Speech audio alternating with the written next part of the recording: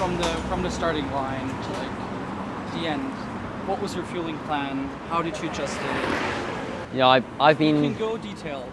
Yeah, I mean, I've been, trying the same kind of protocol of, race fueling for, the last probably, I don't know, 2 years to make sure, this has been, a strategy that I've put into place, from then and applied it all the way through to make sure it's safe, make sure you can take in, and handle enough carbs, during the race and stuff. So I think for me that's been, something I played around with definitely, from 2021 to 2022, and then once we kind of hit that point, where, I started to, start using the bicarb, and that kind of stuck for me and really worked for me. That, I was like, right, this is my plan, and I really want to, kind of stick to that and get used to that. So for me, for race day, kind of from, I guess, 90 minutes before will be the first time I take, my first Morton product, which would be the bicarb. I'm using the 19 at the moment. So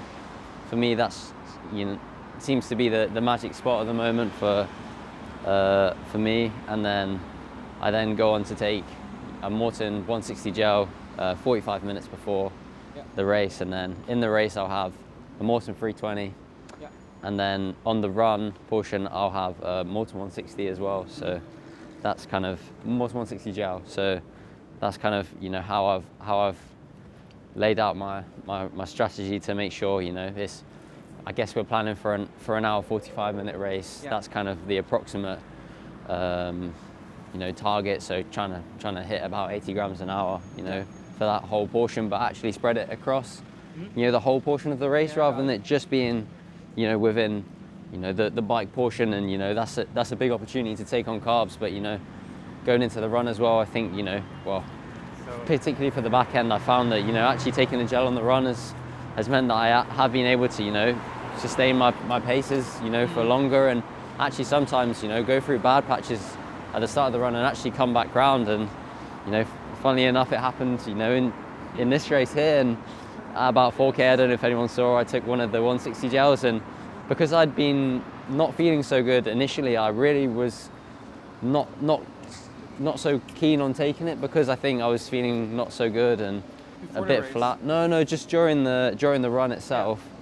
And I think just because of that bad patch, I was not so keen on taking it, and then I knew just that would, I probably was a little bit depleted as a result, and I knew I had to take it, and that that kind of 2 mouthfuls, I think really helped me. 3K later, 4K later, I was starting to feel a lot better, and I was able to make a bit of a move and get back in the race. So yeah, it was really cool. Were you concerned about the humidity, and were you adjusting fueling based off that, or just keep this the same?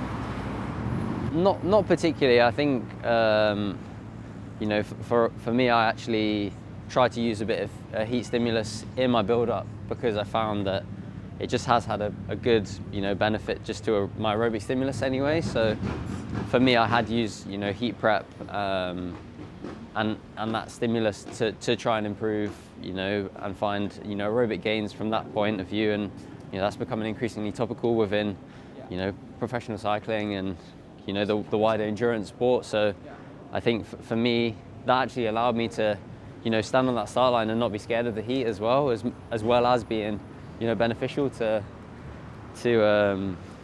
I guess my aerobic performance as well. So it's cool when something works out that you don't plan for, but it was nice. I wasn't scared about anything, so maybe that's the same with, thank you.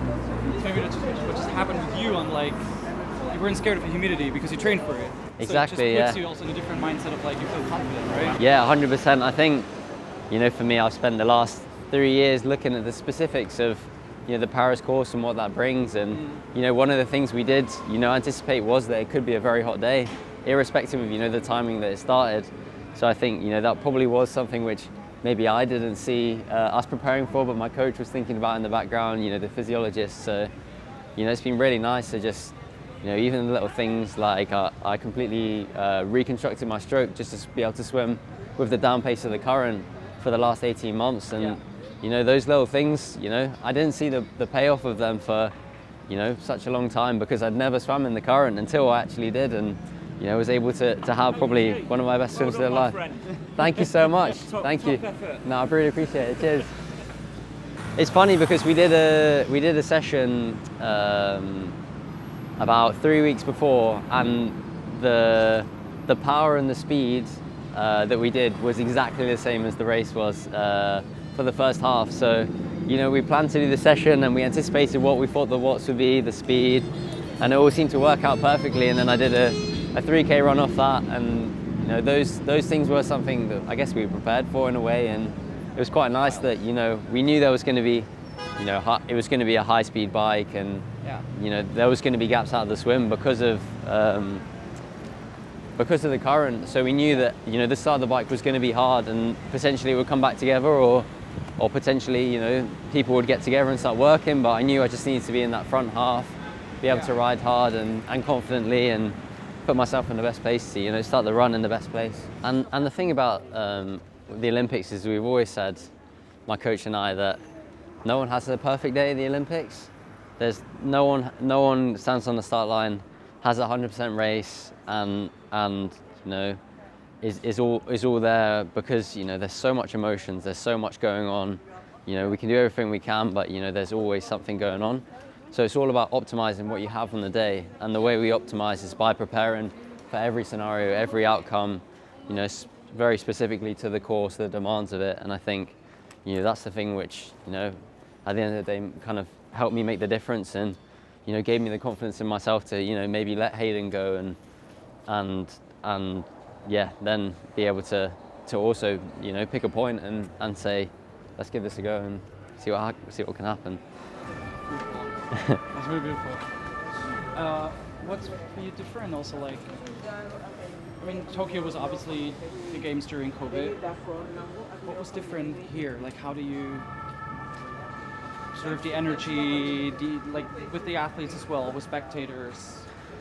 This feels special. I think, you know, for me it was amazing to experience the Tokyo Games. It was almost unexpected initially, because obviously I was coming up against Alistair Brownlee for the last spot of the men's team, which is obviously stiff competition. So for me to go in the first place was, you know, an amazing experience, and, you know, one that I didn't expect. But, you know, without the crowds, I probably, you know, missed that, you know, that Olympic buzz and that Olympic feeling. And I think, you know, then going across to Paris, which almost, you know, so close to home, you know, loved ones can come out and see you, a lot of British people, yeah. So it's just been amazing to be able to, you know, witness that support, and just, yeah, it's just been really cool to not experience a true Olympics, but experience a full Olympics with everything going on. What was your what's your first race memory that you have, actually, like from your very first sort of? My first race memory is probably from a 3K run race I did with my dad.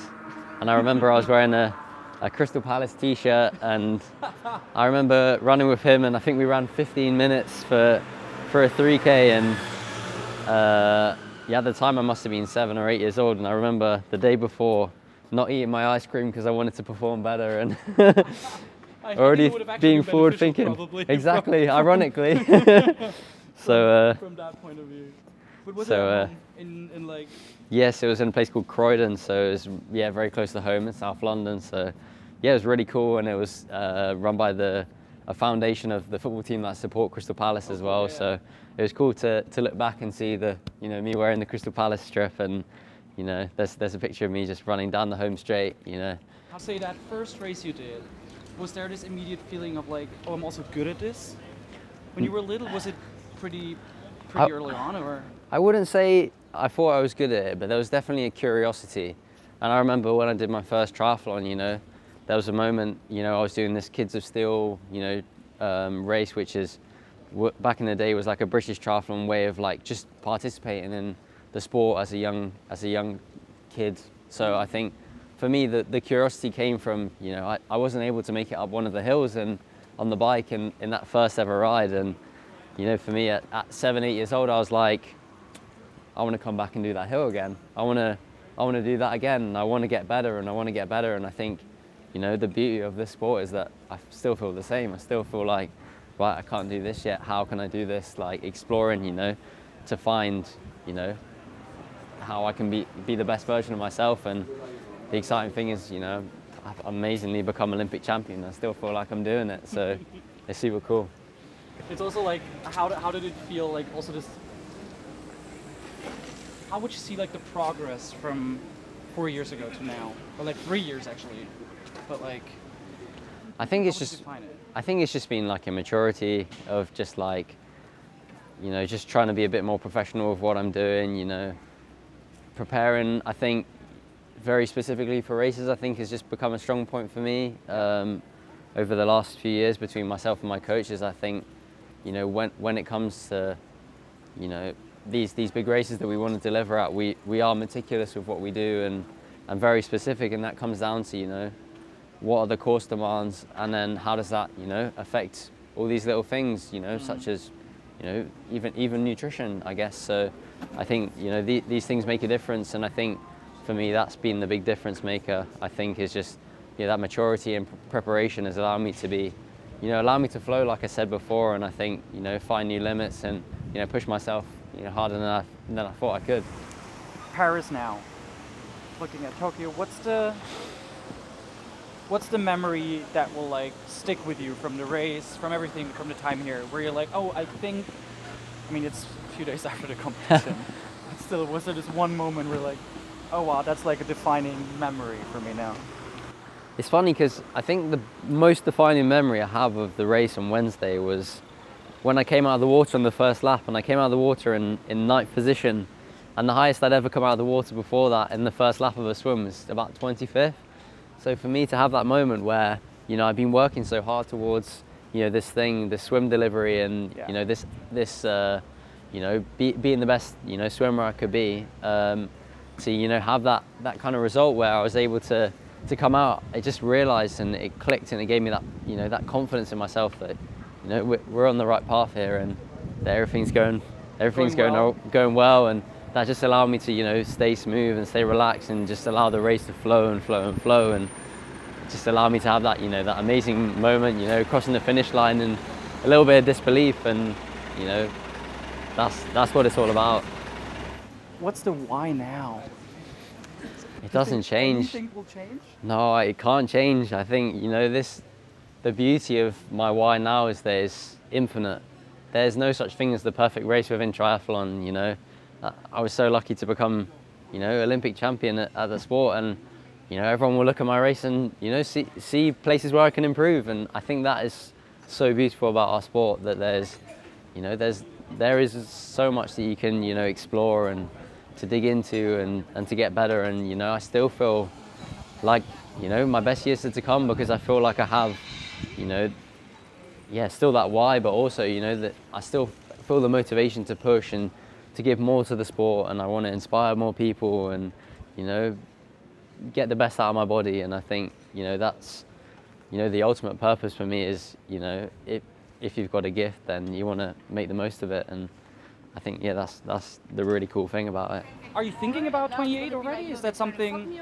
Well, I think for me it's hard. I think, you know, you wanna live in the moment. You wanna enjoy what you're doing, and I think for now, exactly. I think, you know, achieving, you know, an Olympic gold medal in the individual race was something, you know, beyond my wildest dreams. You know, and to come out of, you know, having 4 medal chances and actually achieving 4 medals from those 2 Olympics is, you know, really special, and something which I never imagined would happen. And to now be classed technically as the, you know, the technically the most decorated triathlete of all time is something I never would have imagined. So I think, you know, I've got to pinch yourself sometimes. Yeah, so, 100%. Like, yeah, so I think for me it's just, you know, I want to enjoy that for, you know, a couple of days at least, and then, you know, with triathlon it's non-stop. We're always, you know, we're elite athletes. We're always thinking about the next thing, trying to be better, and thinking about stuff. So I think it's important to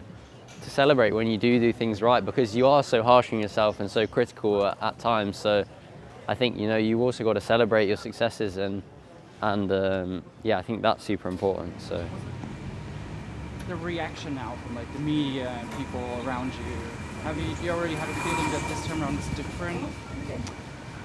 I from think a couple years ago? I think just because of the nature of the finish, I think everyone was just so excited and, you know, behind me and Team GB, and I think that was really nice. And yeah, I mean, I'm immensely proud of, you know, what I've achieved. And I think for me before, you know, I was probably somebody who was, you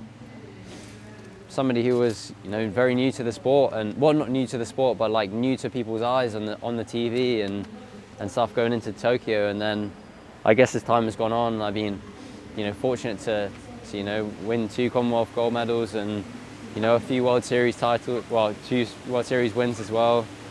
That people have started to pay more attention and, you know, support me and look around a bit more and be curious. So, But were you also able to like sort of internalize that in a way that like, okay, I'm not gonna put too much expectations on my body. Like I know I can do it. I'm obviously confident, but it's also an Olympic race, so. yeah, 100%. And I think for me, that all boiled down to just, you know, crossing that finish line and standing on that start line, you know, having felt like we left no stone unturned and having done everything we physically felt we could do to prepare for the race and also, you know, in the race too. So I think that was, you know, what we always said, and, you know, that was the way we always framed things.